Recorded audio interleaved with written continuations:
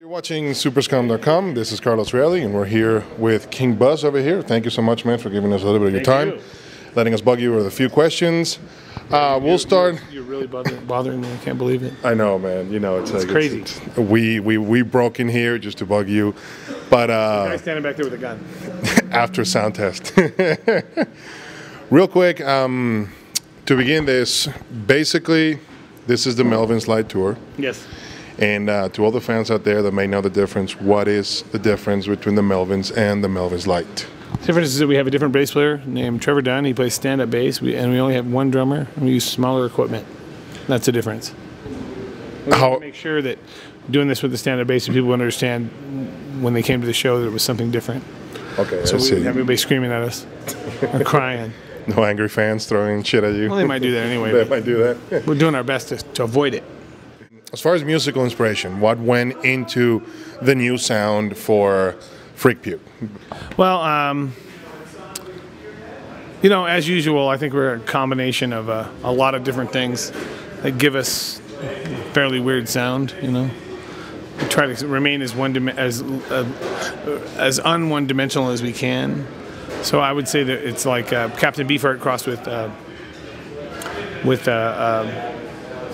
George Clinton playing heavy metal. How about that? Pretty good description. You consider it a newer sound for the Melvins? You think it's a continuation of something? It's an exploration? Is it the new direction? What is it? Well, it's our direction. Okay. We're still having both versions of the band, so this is just another thing we can do. You know, I think it works. Nobody's really doing anything like this. You know, two versions of the same band at the same time. You guys are on Ipecac Records, right? Yeah. And it's ironic, Freak Puke and Ipecac being a vomit-inducing medicine. You're not the only one that thought then, you know, basically it's... The irony wasn't lost on me. Okay, so making everybody, you know, feel the puke, I guess. Vomiting is good for you. You guys, I'm sure you've heard this one before, throughout this tour, you guys started a record-setting tour. We did? Yeah. Yes, we're trying to. This is number 8 tonight. And just for the fans, it's 51 shows in 51 different states, of course, including Washington, D.C. Which we think is a state. Yeah. We're calling it a state. Okay. The state of Washington, D.C. And it started, of course, in Alaska, yes, basically. And you're going to end it in Hawaii. That's the plan. So we'll how's the tour going? How's the record going? What's the purpose of the record? Who came by with the idea? You know, what are you trying to accomplish? Well, it was my idea, and we wanted to do something big and stupid. That was the main plan. Mission accomplished.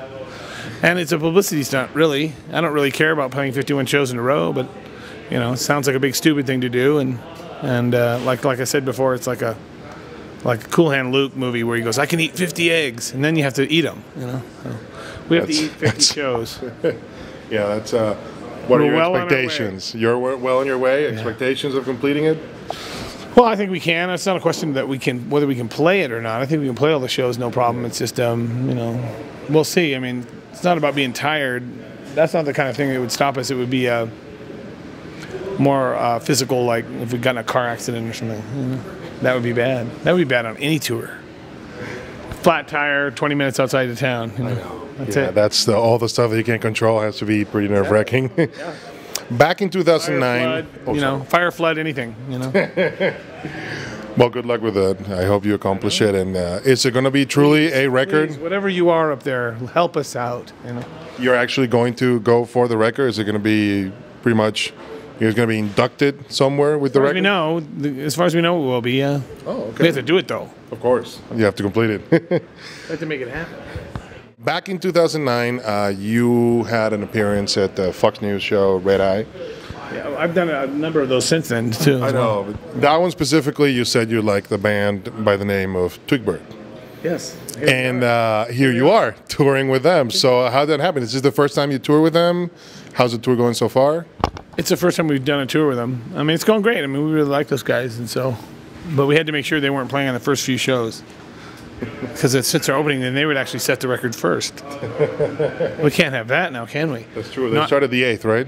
Yeah, they didn't start till Boise, so we tied that up nicely. Yeah. We think they're a great band and a really great band to tour with, and we're very excited about having them on the whole tour, almost the whole tour. 45 shows, I think. They're not doing the last 3. They're missing Hawaii? What the hell, man? Everybody's missing Hawaii. Nobody's going to be at that show. We'll see.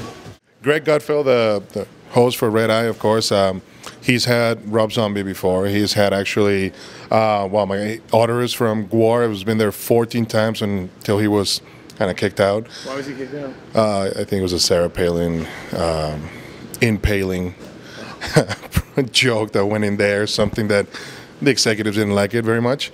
You've been there yourself several times. How many times? I mean, Greg, is he a metal fan? Is he a punk fan, hard rock fan that you know of? Without Greg, I certainly wouldn't be there. I mean, Greg's a music fan. He has good taste, obviously. And any chance I get to go on TV, I'm going to do it.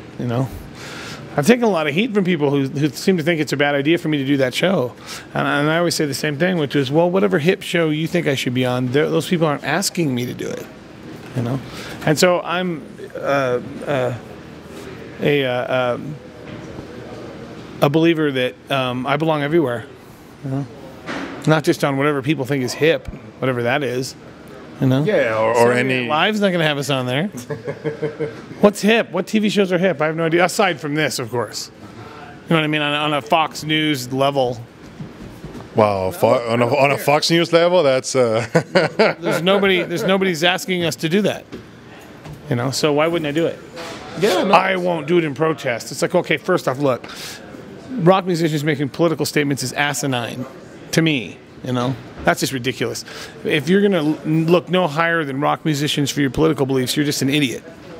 To me, you should look for a higher source than entertainers for what you believe politically. And if you don't, then there's no hope for you.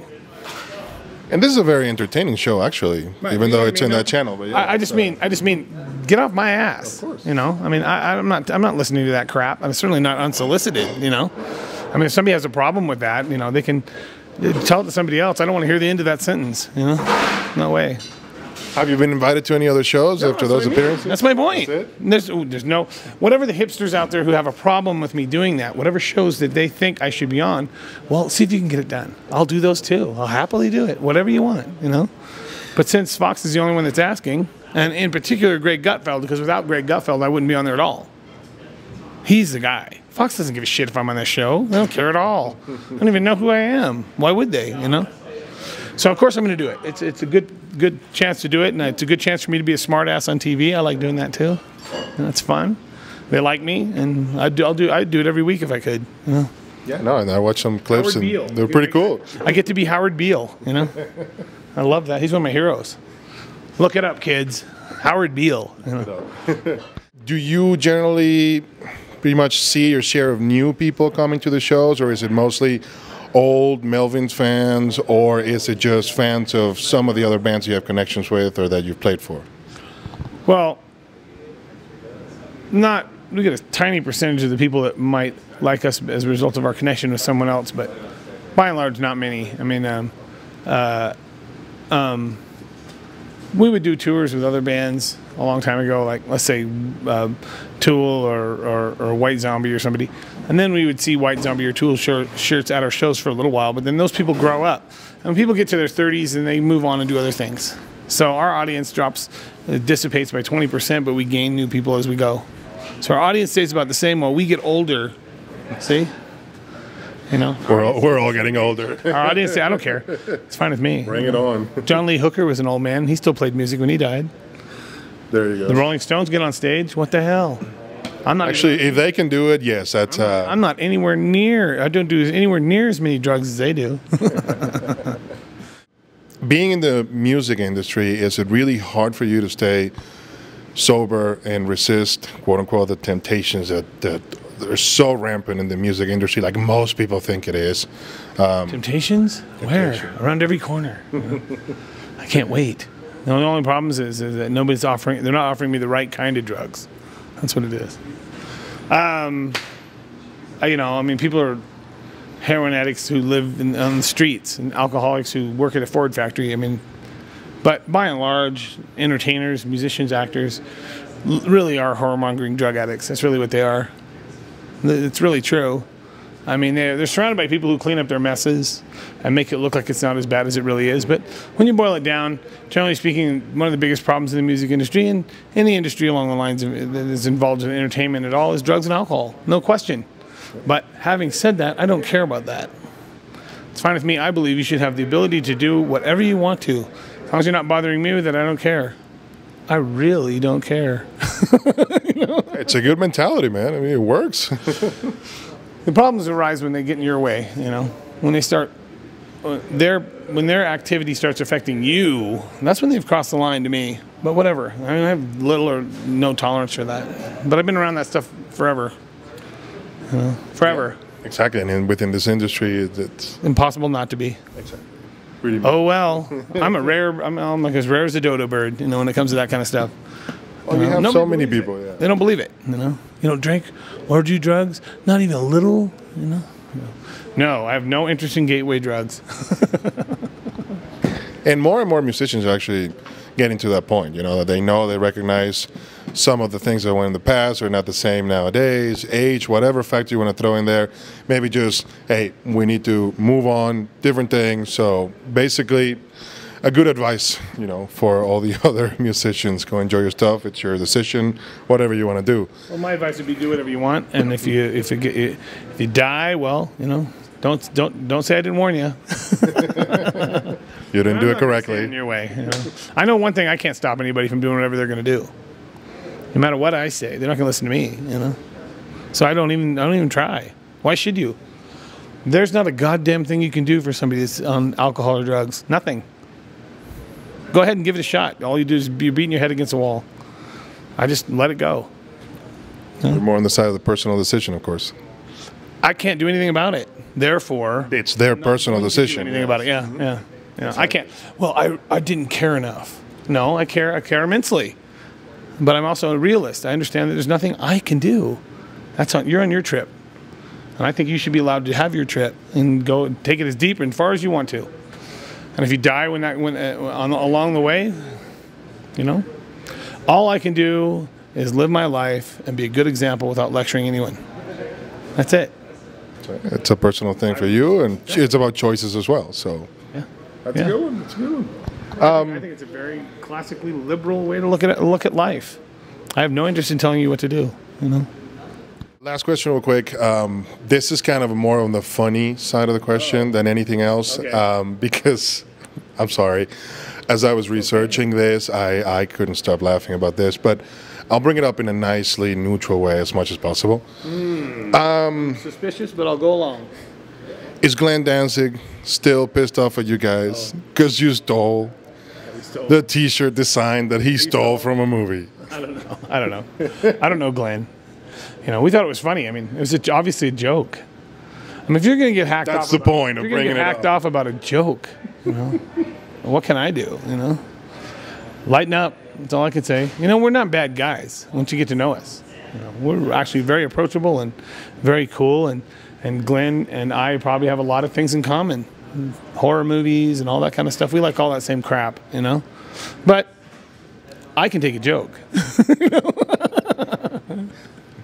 That's what we're shooting for over here, because it's it's to the point that it is a joke. And if he can't take a joke, there's not much I can do. It was obvious and fun, you know. But whatever, you know. Oh well. You can lead a gift horse to water, but you can't look in its mouth. And you made your kettle of fish, so you can lie in it. We always like to end up our interviews with giving you a moment to pretty much look into the camera and talk to your fans. Whatever you want to say as last words, it's all you.